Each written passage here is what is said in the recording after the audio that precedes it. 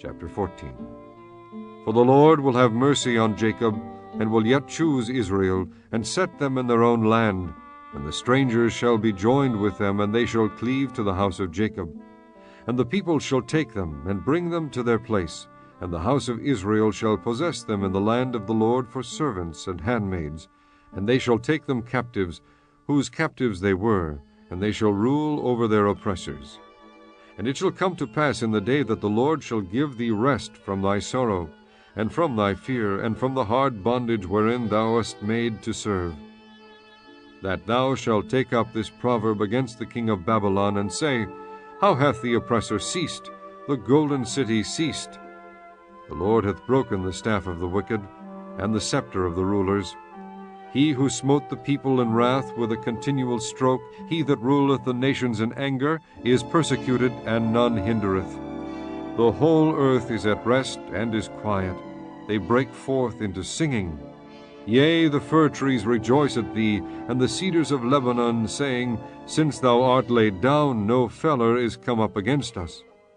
Hell from beneath is moved for thee, to meet thee at thy coming. It stirreth up the dead for thee. Even all the chief ones of the earth it hath raised up from their thrones, all the kings of the nations. All they shall speak and say unto thee, Art thou also become weak as we? Art thou become like unto us? Thy pomp is brought down to the grave, and the noise of thy viols. The worm is spread unto thee, and the worms cover thee. How art thou fallen from heaven, O Lucifer, son of the morning? How art thou cut down to the ground, which didst weaken the nations? For thou hast said in thine heart, I will ascend into heaven, I will exalt my throne above the stars of God. I will sit also upon the mount of the congregation in the sides of the north. I will ascend above the heights of the clouds, I will be like the Most High.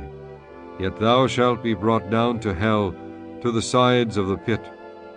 They that see thee shall narrowly look upon thee, and consider thee, saying, Is this the man that made the earth to tremble, that did shake kingdoms, that made the world as a wilderness, and destroyed the cities thereof, that opened not the house of his prisoners? All the kings of the nations, even all of them, lie in glory, every one in his own house. But thou art cast out of thy grave like an abominable branch, and as the raiment of those that are slain, thrust through with a sword, that go down to the stones of the pit, as a carcass trodden under feet.